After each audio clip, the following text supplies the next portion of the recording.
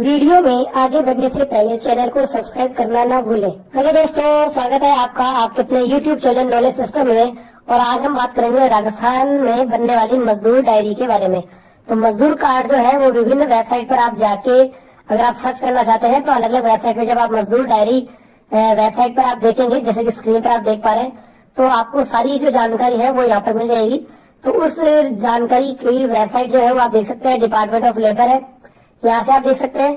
और इनके अलावा कई वेबसाइट्स में जो उसकी जानकारी दी है उसको मैं एक बार थोड़ा सा एक्सप्लेन कर देता हूँ कि ये जो राजस्थान मजदूर कार्ड है केवल राजस्थान में ही बनता है, मतलब राजस्थान के श्रमिकों के लिए है। और इन योजनाओं में जो मिलते हैं उनके बाद उनको क्या क्या बेनिफिट मिलने वाले हैं, तो उसके बारे में हम चर्चा करेंगे। और ये कैसे ये बनाया जाता है वो भी मैं आपको बताने वाला हूँ। तो सबसे पहले तो एक बार हम देख लेते हैं कि इसका रजिस्ट्रेशन कैसे होता है, फिर उसके फायदे के बारे में भी मैं बता देता हूँ आपको। तो सबसे पहले एक बार मैं आपको दिखा दूं कि इसका रजिस्ट्रेशन जो होता है वो लेबर डिपार्टमेंट की जैसे वेबसाइट है, उस वेबसाइट पे जाके आप कर सकते हैं और किसी भी ई मित्र पे आप कांटेक्ट कर सकते हैं। और मैं भी एक ई मित्र जो चलाता हूँ, तो आप अगर यहाँ पर भी अप्लाई करना चाहते हैं तो स्क्रीन पर भी नंबर पर आप मुझे कॉन्टेक्ट कर सकते हैं। आपको लेबर डायरी आप मुझे केवल व्हाट्सअप करें और उसके बाद आपकी जो जानकारी होगी वो आपको बता दी जाएगी किस प्रकार से आपको बनाना है। उसके बाद देखो, सबसे पहले आपको एक जनाधार चाहिए होता है।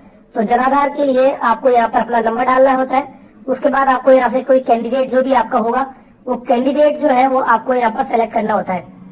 कैंडिडेट सेलेक्ट करने के बाद जैसे कि यहाँ से मैंने सेलेक्ट कर लिया है, उसके बाद जो भी नंबर दिया हुआ होगा आधार नंबर, उस पर एक ओटीपी चला जाएगा।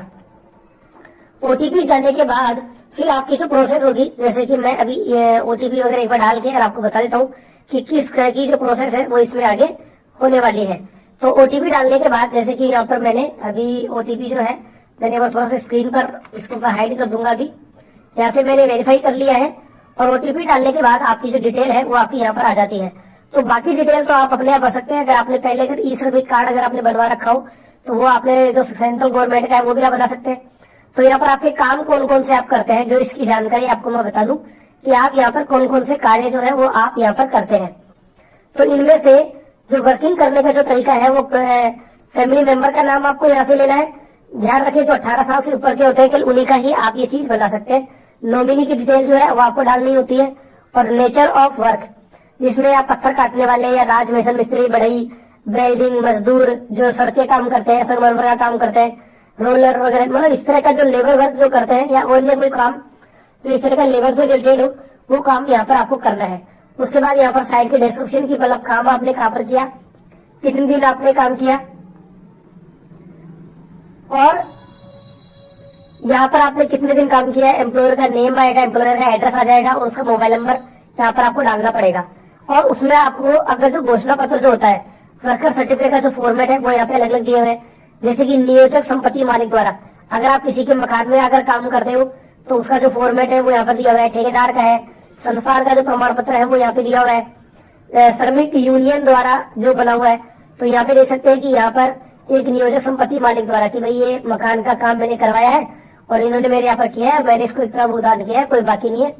तो इसमें जिसके भी आपने मकान का काम किया है किसी के भी, तो सबसे आसान ये होता है कि जहाँ पर भी आपने किसी की मकान में अगर काम चला हो तो वहां पर आप यहाँ पर इस चीज को देख सकते हैं और किसी जो मकान के जो निर्माण करवाते हैं उसमें आप ये चीजें लगा सकते हैं। तो सबसे आसान यही होता है। उसके बाद देने के बाद श्रमिक डिपार्टमेंट वाला जो है उसको वेरीफाई करते हैं, श्रमिक यूनियन द्वारा वेरीफाई होता है और अलग अलग जो डिपार्टमेंट के जो कर्मचारी हैं वो इनको इसको वेरीफाई करते हैं। तो ये तो वही सिंपल एक प्रोसेस। अब बात करते हैं हम आगे कि इसके बेनिफिट क्या क्या है। तो दोस्तों इसका बेनिफिट होने के लिए है कि इसके बाद में तो 2 रुपए किलो गेहूं के लिए आप एक तरह से रजिस्टर्ड हो जाते हो। तो भी राजस्थान की खाद्य सुरक्षा जो योजना है, उस खाद्य सुरक्षा योजना के लिए जो लोग ट्राई कर रहे होते हैं कि हम कैसे किस प्रकार से अप्लाई करें, तो यहाँ से अप्लाई कर सकते हैं। इसके अलावा देखो विभिन्न जो योजनाएं हैं, इन योजनाओं के बारे में भी मैं अभी आपको बता देता हूँ। तो दस्तावेज आपको चाहिए होता है कि केवल आपको मजदूर कार्ड बनवाना है तो केवल जनाधार कार्ड चाहिए और आधार कार्ड। और ये जो जनाधार है आपको पूरी तरह से अपडेट होना चाहिए, जिसमें आपका बैंक अकाउंट नंबर, आपका आधार नंबर वगैरह जो रजिस्टर्ड है, आपकी जाति प्रमाण पत्र वगैरह वो आपका अपडेटेड होना चाहिए। उसके लिए आपको श्रमिक विभाग के पोर्टल पर आप जा सकते हो और जन सूचना पोर्टल पर भी आपको इसकी जानकारी आपको मिल जाएगी। तो मैं डायरेक्ट उसी वेबसाइट पर आपको चलता हूँ जिस वेबसाइट पर आपको इसकी पूरी जो जानकारी है वो यहाँ पर मिलती है।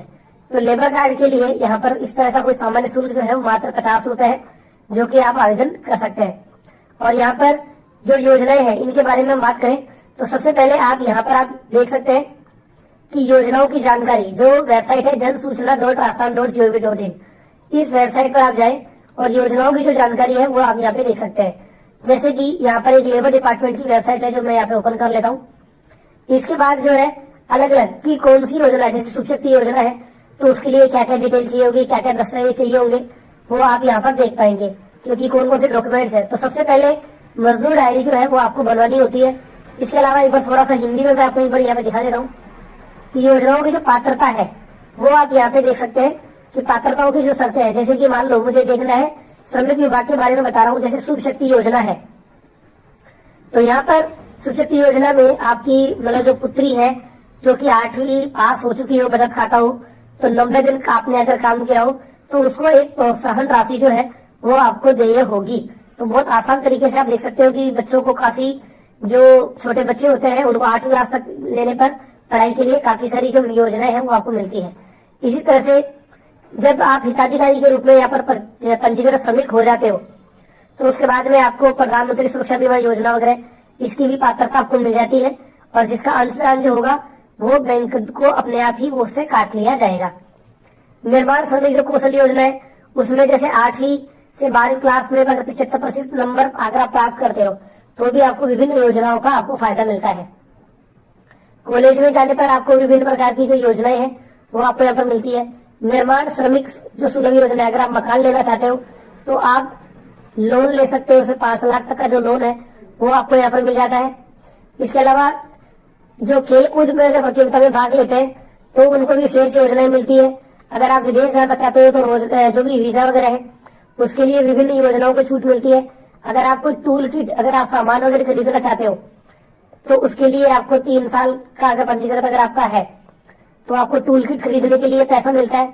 तो एक तरह से आप देख सकते हैं। और अगर हिताधिकारी की अगर किसी भी वजह से अगर मृत्यु वगैरह हो जाती है तो भी आपको इंश्योरेंस वगैरह का फायदा जो है वो आपको यहाँ पर मिलता है। तो एक तरह से आप देख सकते हैं कि विभिन्न योजनाओं का जो फायदा है वो आपको यहाँ पर मजदूर डायरी बनाने के बाद मिलता है।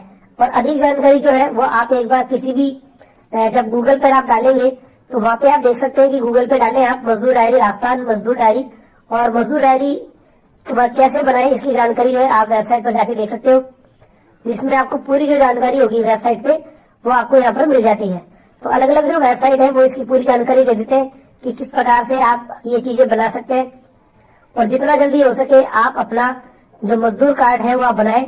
और आपके आस पड़ोस में अगर कोई भी व्यक्ति ऐसा है जो श्रमिक विभाग में श्रमिक से रजिस्ट्रेशन करना चाहता है तो उनको आप जरूर बताएं। जैसे कि देखो यहाँ पर एक योजनाओं के बारे में थोड़ा शॉर्ट में आपको यहाँ पर दिया है कि प्रीमियम जो है सरकार जमा करवाती है, 8,000 से 25,000 तक की छात्रवृत्ति मिलती है, मकान बनाने के लिए 50 लाख तक की योजना यहाँ पे मिल जाती है।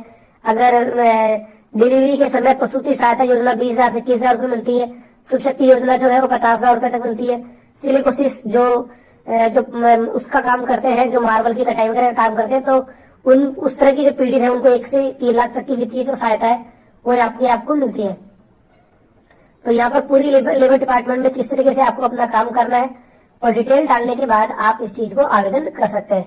तो जितना जल्दी हो सके आप मजदूर डायरी आप बनाएं। और अगर आपको अधिक जानकारी चाहिए तो आप केवल मजदूर डायरी बनवाना चाहते हैं तो आप केवल स्क्रीन पर दिए नंबर पर केवल व्हाट्सएप आप कर सकते हैं। तो दोस्तों आज का वीडियो कैसा लगा उसके बारे में आप कमेंट करें, चैनल को सब्सक्राइब करें, अपने दोस्तों तक जरूर शेयर करें और जल्दी से अपना और अपने जानकार जो भी श्रमिक है उनका पंजीकरण आप करवाएं। ओके दोस्तों, थैंक यू।